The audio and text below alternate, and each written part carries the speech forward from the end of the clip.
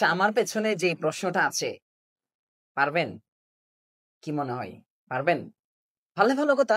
আর যদি না পারেন দেখেন কিভাবে সলভ করা যায়। কনফিউজিং প্রশ্ন, বিশাল কনফিউজিং প্রশ্ন। কিভাবে সলভ করা যায় দেখেন। I would rather stuff ... হ্যাঁ, কোথায় আসছে? KUC ইউনিট এবং হচ্ছে 13তম BCS এ আসছে প্রশ্নটা। গুরুত্বপূর্ণ প্রশ্ন, তাই না? আচ্ছা, আমি এইটাতে কি ভাই অনেক আসার পসিবিলিটি আছে। রাজশাহী বিশ্ববিদ্যালয়ে এইরকম প্রশ্ন অনেকবার আসছে। আমি যদি বলি রেডার, রেডারের পরে হচ্ছে আমাদের একটা ভার্ব থাকবে, হ্যাঁ। এরপরে হচ্ছে দেন বসে, এরপরে কি বসে স্যার? দেন বসে। এরপর আর একটা ভার্ব নেই যেটা বেস ফর্মে থাকে। যেটা কিসে থাকে স্যার? বেস ফর্মে থাকে। এটা হচ্ছে মূল স্ট্রাকচার। রেডার, এরপর হচ্ছে ভার্ব থাকবে, এরপরে দেন থাকবে, এরপর হচ্ছে একটা ভাবের বেস ফর্ম থাকবে। তাহলে এবার আমরা যদি অপশন গুলোর দিকে তাকাই, আমরা বুঝতে পারবো আমাদের রেডারের পর একটা ভাব লাগবে, এরপরে দেন লাগবে। THAN, মাথায় রাখতে হবে THAN।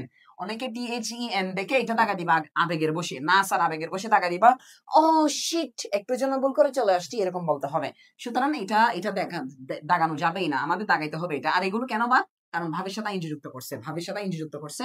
আমরা বলেছিলাম ভাবের সাথে বেস ফর্ম আনতে হবে, আনতে হবে। তাহলে স্যার একদম সিম্পল উত্তর ছিল। যদি আমরা জানি টেকনিক না, তাহলে ভালো। আর যদি না জানি, তাহলে শেয়ার করে দিই বন্ধুদের মাঝে, যেন তারা জানতে পারে।